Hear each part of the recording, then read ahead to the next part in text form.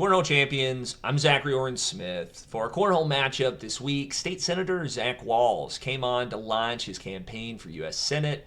We talk about why a new generation is ready to meet this political moment and why the Democratic Party needs to be ready for it. That's coming up on Cornhole Champions. I'm joined now by Iowa State Senator Zach Wahls, who represents Coralville and the Iowa City area. Zach, what's good? Zach, it's great to be with you this morning, and I'm excited to be talking about the campaign. Yeah, thanks for joining me, man. We've been kind of waiting on this campaign. When will he, won't he on this campaign? You've been pretty vocal about Democrats needing to reconnect with working class voters after recent election losses. I'm thinking 2024 in particular. What does that messaging look like in practice? What do those values look like in practice? Well, look, Zach, I'm running because hardworking Iowans aren't getting ahead. We have an economy that is rigged to benefit those at the very top, and I feel like I have to do something to help solve the problems that hardworking families are facing. I see this in my own life, whether my wife and I are at the grocery store, we're dropping our son Elijah off at daycare, where we're paying almost as much for daycare as we are for our mortgage. I hear about it from constituents.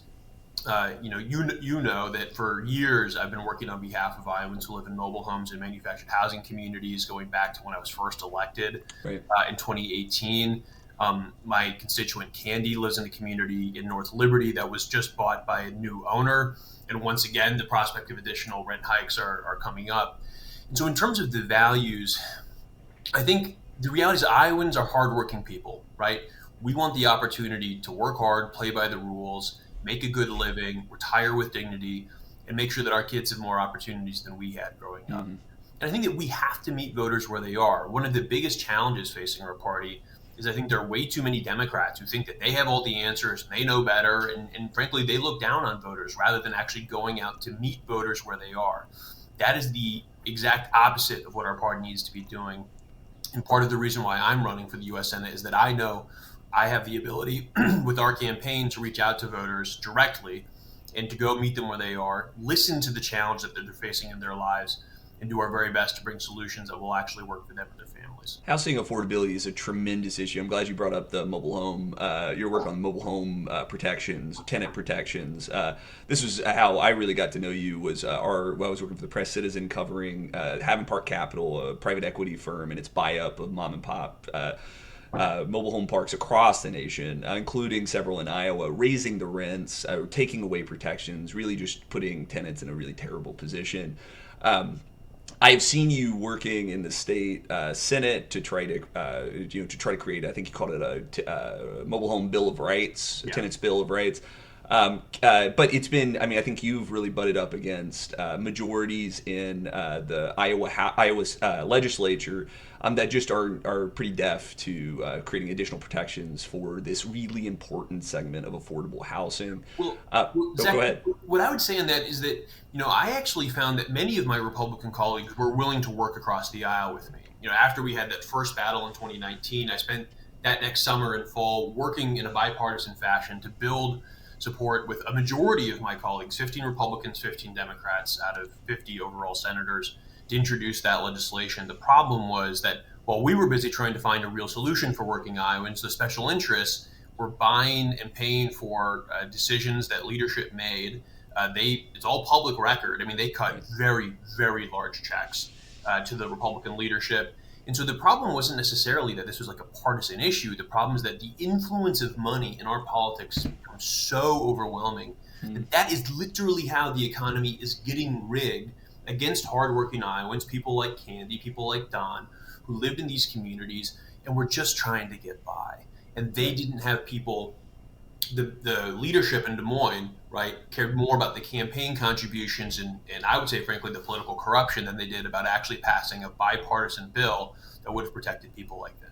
And I think thinking about that kind of like matrix of power, I think is important here. And I think you have been pretty focused through your work with the Next 50 about what can we do to bring a new generation of politics, what can we do to bring a new generation to some of these issues. And I'm curious about what that work has looked like, and the extent to which this 2026 is the year that we're really going to see some of that come home to roost. Yeah, look, it is time for a new generation of leadership, right? I think leaders in both parties, Democrat and Republican in Washington, have failed Iowans. Joni Ernst is clearly a huge part of that problem. This is a person whose plan for healthcare is to wait for all of us to die, right? That's not acceptable to me. And so, from my perspective, what we need to do is support new leaders who aren't afraid to challenge the establishment or the status quo. I have a track record of doing that. I've taken on my own party, and I have the scars to show for it. But I've also taken on the fights that we need to do in order to restore trust in government. Things like implementing common sense term limits, banning the ability of political insiders to trade stock and enrich themselves while they're serving in office. Those are the basic things that are overwhelmingly popular with the people of Iowa, and I agree that it is time for those reforms. And then more broadly, we need leaders with the courage to take on the special interests and the corporate monopolies who are currently just screwing over Iowans. We have so many people who are working hard to try and get ahead, but prices are too high. They can't afford the bills that they're incurring just trying to live a decent life. And we need leaders who are willing, as a part of that new generation, to stand up and say, the way things have been is not the way that things have to be. That's something that I committed to doing in this campaign.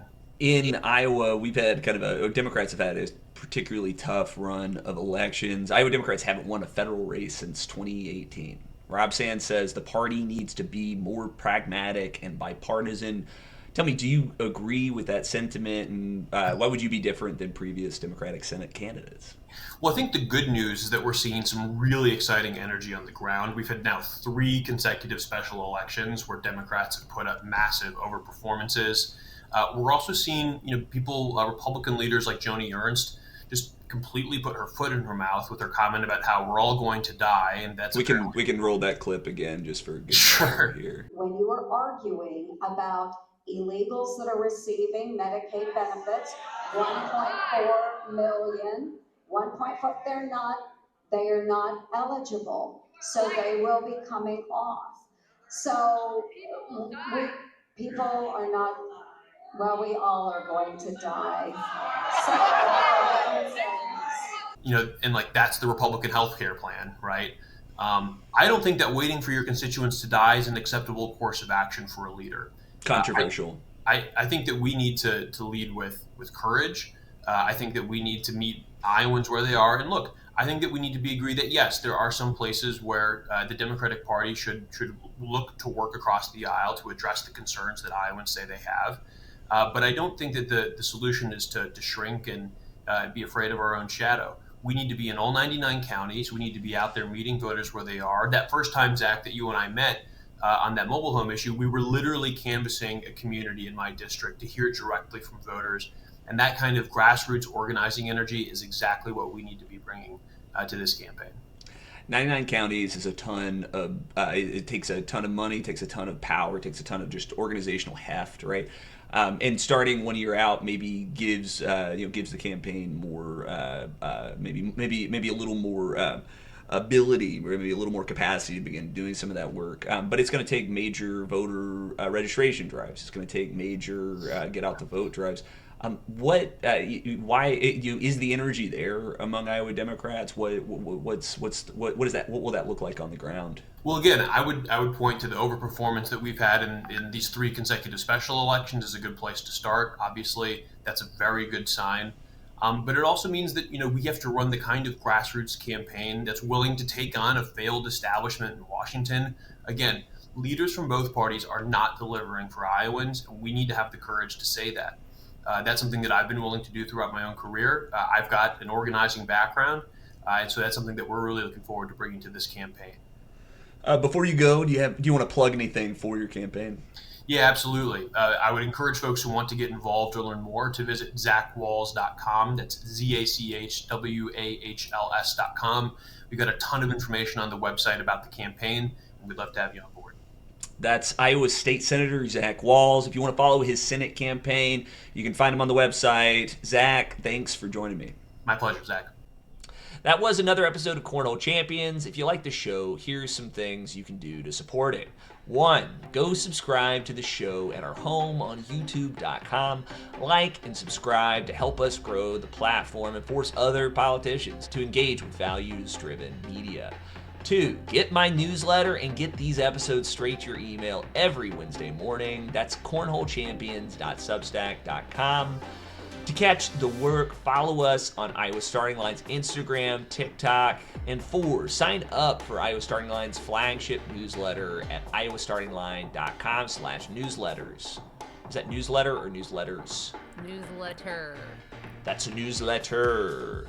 Singular. Despite there being 5 a week. Anyway, Cornhole Champions is a weekly podcast powered by Iowa Starting Line. The podcast is produced by me with music from Avery Mossman and art by Desiree Tapia. Cornhole Champions is a proud member of the Iowa Writers Collaborative. We'll see you with a new episode next Wednesday. Until then, I'm Zachary Oren Smith. I'm Amy Rivers. And I'm Avery Staker. Thanks for listening.